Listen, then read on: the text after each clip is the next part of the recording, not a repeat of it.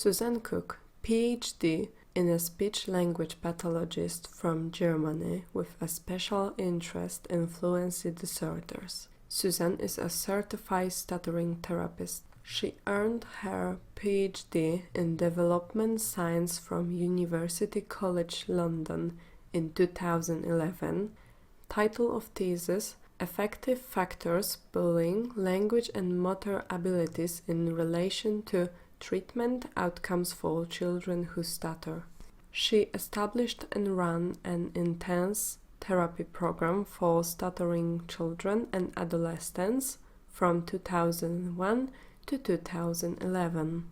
Susanne is a co-author of the German evidence-based medical guidelines for fluency disorders.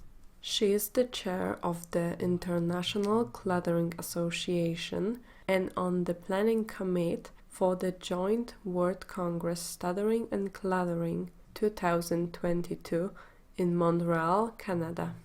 Her current research interests include cluttering, therapy outcomes for children who stutters, effects of bullying on the useful strategies for children who stutter, and the psychosocial impact of the stuttering on person's life. In my opinion, it's very inspiring that a speech therapist from Germany got a PhD in England and then she became an American speech-language therapist.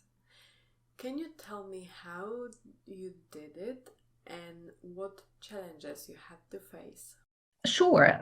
So very briefly, in Germany, when I became a speech-language pathologist, I started to specialize in fluency disorders. And after a few years, I organized an intensive stuttering therapy program for children and adolescents in the form of like a 3-week summer camp. Mm-hmm. And I then started to give lectures about that therapy concept I was using in the summer camps. And first it was nationally, like in Germany, but then also internationally. And at one of these lectures, I met Professor Howell from University College London, who was also giving talks at that conference. He asked me whether I would be interested in doing a PhD in London at UCL with him. And yeah, so after then, like, I looked into that and did first a master's degree there and then my PhD. After completing that PhD, my husband had the opportunity to be working in the United States. We moved to the US. Probably one of the challenges was then to get my license also acknowledged in the United States. That took me a little while, but finally I also got my license in the United States and started to work there. And I really liked it. It's been great. Thank you for your story. It shows that we can achieve a lot, even not in our native language.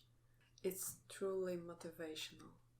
Do you see a lot of differences between the USA and Germany in the speech therapy field? So I guess probably the biggest difference is that in the US, speech-language pathologists are also working directly at the schools, whereas in Germany, most speech therapy is being delivered outside of school, like in private practice.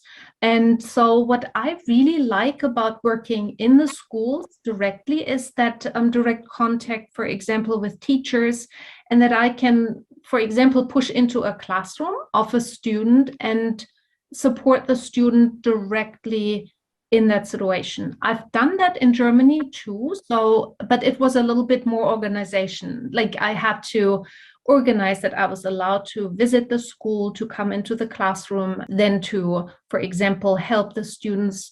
Like I work a lot with students with stuttering.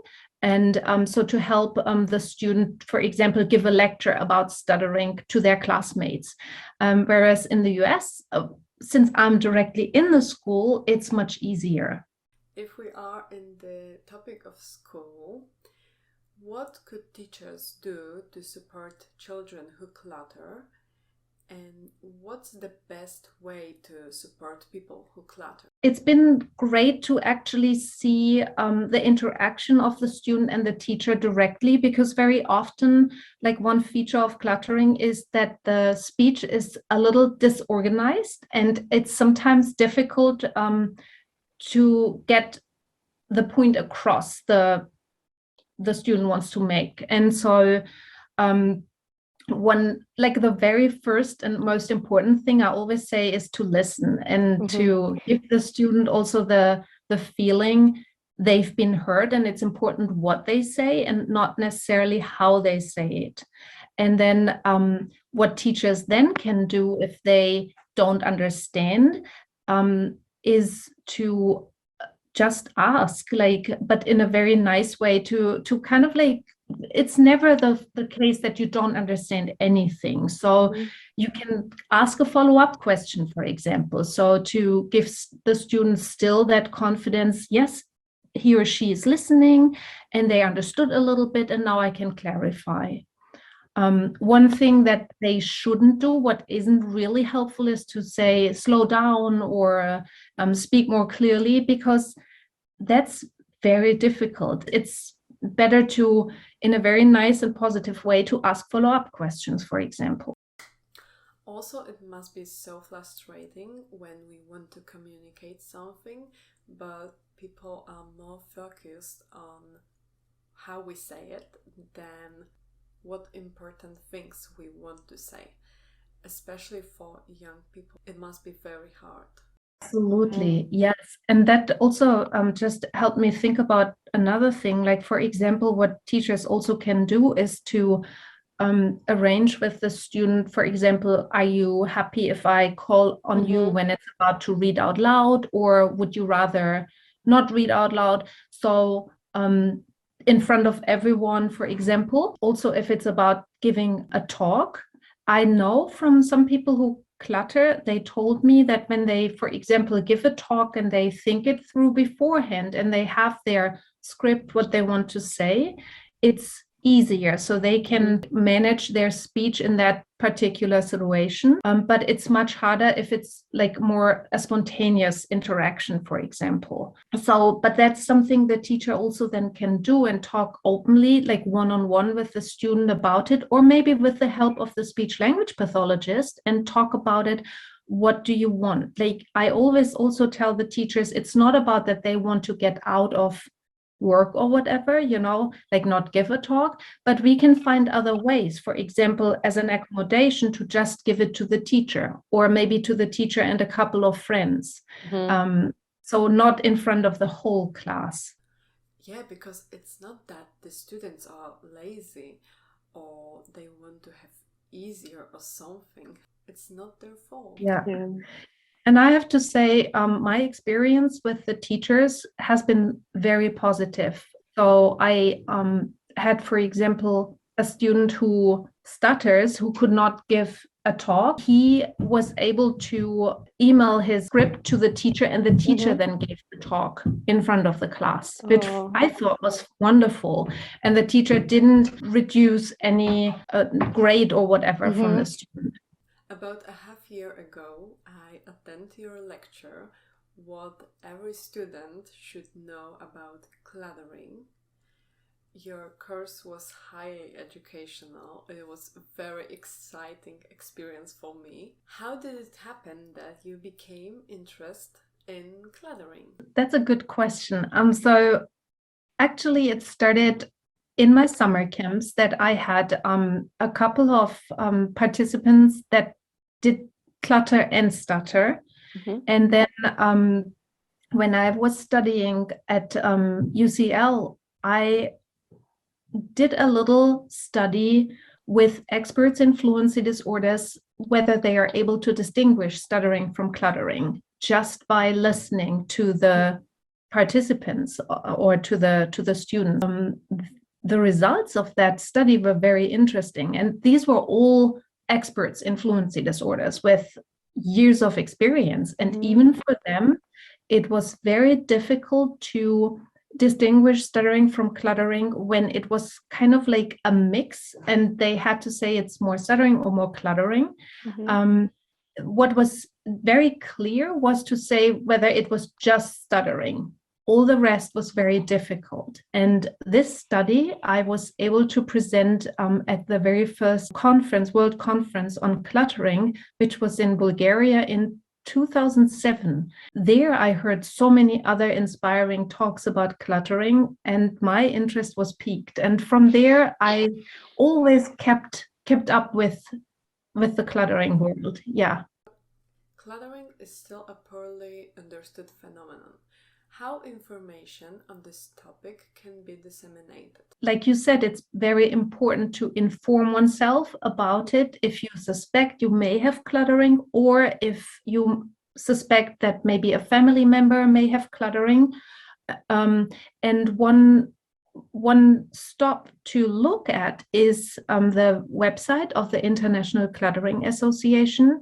On that website, we do have a lot of information that can be found on what cluttering is and how cluttering can also be diagnosed. So it's also a lot of information for speech language therapists and for everyone, like also for consumers, for people who may clutter themselves or know someone who may clutter. So there is a lot of information on this website. There is also, for example, a Facebook group on cluttering.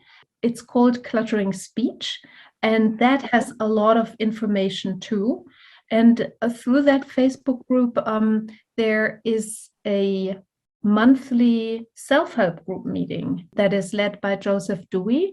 And that is also a great way to get information, to talk to people who clutter, and also to people who work with people who clutter. From the International Cluttering Association, we have a biannual newsletter, The Trade, and in the new upcoming Trade that comes out in January, there will be also a little paragraph on this Facebook group, how to join, but also on this monthly support group meeting. Yeah, so these are some ideas to gather a little bit more information. It sounds great. After this interview, I have to carefully explore the group, and I hope I will join the next monthly meeting. You have just become the president of the International Cluttering Association. What are your goals for the first term as the ACA president? Yeah, so this is exciting. We plan to actually do a new brochure. So we have a brochure on our website that gives the goals for the International Cluttering Association, and also some information, some basic information of what cluttering is. And since that brochure has been on our website for the last 14 years, one of our goals during this upcoming term is to build like an ad hoc committee to refresh the brochure, basically. We also have just refreshed our website. So we have a completely new website that is easy to navigate, but also has a lot of like up-to-date information. And we wanted the same thing for our brochure. Another one of our goals is that we are working in the planning committee of the upcoming Joint World Congress on Stuttering and Cluttering. We will continue this work. So the conference is set to take place in May 2022 in Canada, in Montreal. We want to make sure that cluttering is prominently featured there as well. So there will be a keynote speech on cluttering, but also seminars and workshops on cluttering. And so to spread the knowledge basically even further. Then also what we would like to do is to work with the people from Fluency Bank to make it easier to donate speech samples. Fluency Bank is an online site where researchers, but also students and interested people can listen to samples of stuttered speech, but also cluttered speech.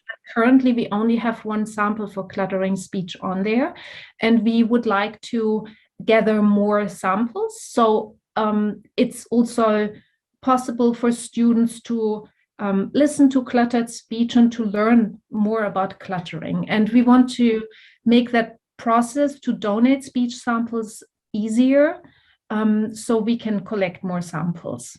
I think it's a very important project because we learn more from practice, and it's great opportunity for students, speech therapists, and other people to listen to this type of speech and just become more familiar with it. How to become an effective clinician? What tips do you have for young speech therapists? So I can say speech therapy was my dream profession and still is. When I started to work, I was lucky to work in a setting where there were more experienced SLPs and I could ask questions. And that is probably the number one tip that I have for young clinicians. Don't be afraid to ask. Try and find a good mentor, someone who can help you out. It doesn't have to be just one person, but it's natural. Like even now, I do phone calls with colleagues and discuss cases and things, and I think that's so valuable for us. If you're like trying to look for treatment options, try and find some evidence-based treatment that you can follow, that you also feel comfortable with delivering, and just do it. Just enjoy. It's a great profession. It's really wonderful. It's very important to remember that we are humans, and if we forgot something or we aren't sure, it's okay. We shouldn't feel ashamed for asking and using other people's knowledge and experience. Thank you so much for this interview. It was such an amazing experience for me, and I hope there will be people which will benefit from this video. Thank you for having me. It was exciting for me too. I'm grateful that I could be part of this.